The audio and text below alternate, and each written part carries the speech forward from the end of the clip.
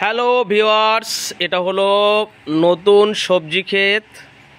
একেবারে আমার বাড়ির পাশে আমি বানিয়েছি। তো এই জমিটাতে এখন বর্তমানে অনেকগুলো সবজি বসানো হয়েছে।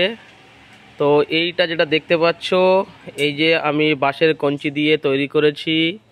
এখানে আছে উচ্ছে গাছ। তো উচ্ছে গাছটা নতুন করে তোলা হয়েছে।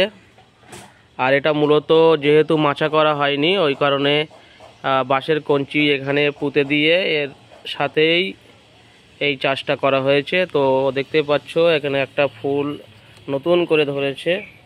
এই যে ফুলটা আরও নিশ্চয়ই অনেক ফুল এখানে ধরবে। গাছটা সবেমাত্র নতুন করে উঠেছে। আর এই যে শাড়িটা দেখা যাচ্ছে, দুটো লম্বা শাড়ি, একেবারে এ মাথা থেকে ও মাথা। এখানে বেগুন বসানো হয়েছে, কালো বেগুন আর হচ্ছে সাদা বেগুন।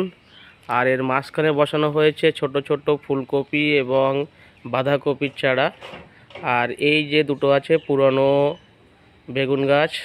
আর এই দিকে যে শাড়িগুলো করা হয়েছে, এই যে চারটে শাড়ি এখানে মূলত বসানো হয়েছে। এখানে বসানো হয়েছে কি, ও বরবটি বসানো হয়েছে আর বিন বসানো হয়েছে। আর বিনটা মূলত আমরা বসিয়েছি এই কারণে, আমরা যখন ফ্রাইড রাইস করব তো সেই কারণে বিন বসানো হয়েছে, যেহেতু ওই রান্নাতে লাগে। আর বরবটি বসানো হয়েছে, বরবটিটা দুপুরবেলা করে খেতে হবে। আর এখানে বসানো হয়েছে আরও টমেটো। তো টমেটো আমার সবচেয়ে ফেভারিট একটা সবজি। আর বিশেষ করে সমস্ত তরকারিতেই প্রায় টমেটোটা মোটামুটি দেওয়া যায় এবং স্বাদে পুরো ভরপুর। এই কারণে টমেটোটা আমরা বিশেষ করে বসিয়েছি যাতে টমেটোটা ভালো হয়। গত বছরেও বসিয়েছিলাম, খুব সুন্দর টমেটো হয়েছে। এবং এই টমেটোটার একটা খুব ভালো বৈশিষ্ট্য হচ্ছে যে এই টমেটোটার খুব একটু টক প্রকৃতির হয়, যেটা খেতে কিন্তু খুবই সুস্বাদু। আর ওইদিকে দেখতে পাচ্ছ ছোট ছোট আমার কালো যে টবগুলো দেখা যাচ্ছে, ওখানে এখনও পর্যন্ত বিশেষ কিছু লাগাইনি, ওটাও লাগাতে হবে। আর ওখানে যে কলা গাছগুলো দেখতে পাচ্ছ, ওই যে সবুজ যে গাছগুলো দেখা যাচ্ছে একটু চওড়া পাতা, তো ওটা হচ্ছে কলা গাছ। আর এই কলা গাছটা হচ্ছে যে কলাটা রান্না করে খায়, দানা থাকে, ওটাকে সিঙ্গাপুর না, সরি, ওটাকে কি কলা বলে?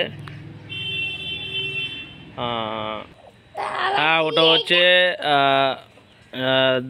দৈরে কলা, তাই তো, নাকি দৈরে কলা, যাই হোক ওই কলা ওখানে চাষ করা হয়েছে। তো ও গাছগুলো ওখানে থাকবে না, মূলত ওখানে একটু বড় করা হচ্ছে। আর এগুলো সবচেয়ে আশ্চর্যের বিষয় হচ্ছে এই গাছগুলো দানা থেকে তৈরি করা হয়েছে, মানে বীজ থেকে তৈরি করা হয়েছে। তো গাছগুলো সুন্দরভাবে হয়েছে। আর এখানে যে গাছ, বড় গাছগুলো দেখা যাচ্ছে, এটা হচ্ছে সিঙ্গাপুরি কলা। এখানে একটা কাঁদি আছে আর এদিকে একটা কাঁদি আছে। যেহেতু গাছগুলো আমাদের নয়, এটা অন্য একজনের জমি, তো সেই জমিতেই কিন্তু আমার, যেহেতু বাড়ির পাশে, ওনাকে বলে আমি এখানে চাষ করছি। তো এই চাষ করে কিন্তু আমাদের বেশ অনেক দিন বেশ সবজি কিন্তু টুকটাক করে খাওয়া হয়। বেশ একটা দারুণ সুবিধা হয়েছে আমাদের। আর এখান থেকে জলের ব্যবস্থা আছে, ওই যে দেখতে পাচ্ছ একেবারে এই যে দুটো যে ঘরের কোণ, ওই কোণা থেকে আমরা জল নিয়ে আসি। ওখান থেকে কলের জলটাও আমরা, আমাদের যে মোটর আছে সেই মোটর থেকে আমরা নিয়ে আসতে পারি, বা মোটর দিয়ে পাইপ দিয়েও নিয়ে আসতে পারি। আর এবার মূলত আমি একটু এই যে সারি সারি যে পিলিগুলো দিয়েছি, এটা দেওয়ার মূল এবারের কারণ হচ্ছে, গত বছরেও দিয়েছিলাম কিন্তু অল্প, এবারে পুরো চাষটাই এরকম পিলি দিয়ে করব। এর কারণ হচ্ছে জলের ব্যবস্থাটা যাতে ভালোভাবে আমরা করতে পারি, তার জন্য এরকম করে পিলি দিয়ে করেছি। কারণ এক কোণা যাতে জল দিলে পুরোটাই চারিদিকে জলটা ছড়িয়ে যায় এবং খুব তাড়াতাড়ি দ্রুত দিতে পারি। কারণ সামনে শীতকালে কিন্তু বৃষ্টি খুব কম হয় না বললেই চলে। তো সেই কারণে কিন্তু এই ব্যবস্থাটা করা। আর একটা কথা বলি, এখানে যে মোটামুটি সবজিগুলো আমরা বসিয়েছি, সেটা কি বসিয়েছি এখানে বললাম আগেও। আর এই যে গাছগুলো, এই গাছগুলো কিন্তু নতুন করে বসানো হয়েছে, আজকের বসিয়েছি। এর আগেও আমি বেশ কয়েকটা ফুলকপি এবং বাঁধাকপি বসিয়েছিলাম, সেই গাছগুলো ভালো না হওয়ার জন্য মারা গিয়েছে এবং অতি বৃষ্টির ফলে গাছগুলো মারা গিয়েছে। এখানে বেশি বৃষ্টি হলে আবার জল জমে যায়, যেহেতু চারিপাশটাই ঘরের দেয়াল। তো এই পাশটায় আমাদের বাড়ি, ও পাশটা আর একটা একজনের ঘর, পাশে দোকান আছে। তো চারিদিকে শুধু এক পাশ খোলা আছে মূলত। তো সেই কারণে এখানে সূর্যের তাপ মোটামুটিভাবে পড়ে, আলো বাতাস টুকটাক ভালোই আসে। কিন্তু এখানে যদি বেশি বৃষ্টি হয় তো সেক্ষেত্রে কিন্তু এইটা জায়গাটা পুরোটাই কিন্তু একেবারে জল জমে যায়। তো সেখানে একটা বিরাট আমাদের একটা ভয় আছে। তো যেহেতু বর্ষার আশা করি শেষের দিকে, মোটামুটি অল্প বৃষ্টি হলে খুব একটা অসুবিধা হবে না। আর গত বছরেও করেছিলাম, কিন্তু গত বছরেও বৃষ্টি হলেও এবারে অতি ভারী বর্ষণ এবং খুব অনেক আগে থেকে বৃষ্টি নেমেছে, যে কারণে আমাদের মাঠঘাটের কিন্তু সমস্ত ফসল এবারে হয়নি। তো মোটামুটি বাড়িয়ে আমি এই চাষটা করেছি। আশা করছি তোমাদের সকলের ভালো লাগবে এবং সকলে যাতে বাড়ির আশেপাশে ছোটোখাটো জায়গা থাকলে এরকম চাষ করতে পারো।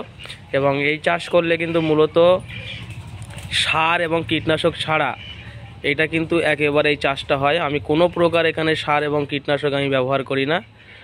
আর যদি কোনো গাছে পোকা বা অন্য কোনো সমস্যা হয় সেক্ষেত্রেও কিন্তু আমি কোনো কীটনাশক বা সার ব্যবহার করি না। হয় ডালটা কেটে ফেলে দিই, নইলে গাছটা মারা যাওয়ার পরে আমি ফেলে দিই, কিন্তু কোনো প্রকার এখানে কীটনাশক বা সার কিন্তু ব্যবহার করি না। তো সেক্ষেত্রে সকলেই এইরকমভাবে করতে পারো। এই চাষের জন্য কিন্তু অনেক সবজি বাড়ি থেকে তুলে খাওয়ার যে আনন্দ, সেই আনন্দটা আমি পাই। আমি চাইবো তোমরাও যাতে সেই আনন্দটা উপভোগ করতে পারো। তো এছাড়াও ছাদের উপরে আমার আছে, সেটা একদিন দেখাবো। ছাদের উপরে বেশি কিছু নেই, অল্প কিছু আছে। ওখানে সিম আছে, আর পুঁই শাক আছে, আরও নানা রকম সবজি ছাদের উপরে, লঙ্কা, তারপরে লাল শাক, পালং শাক, এগুলো কিন্তু মোটামুটি আছে।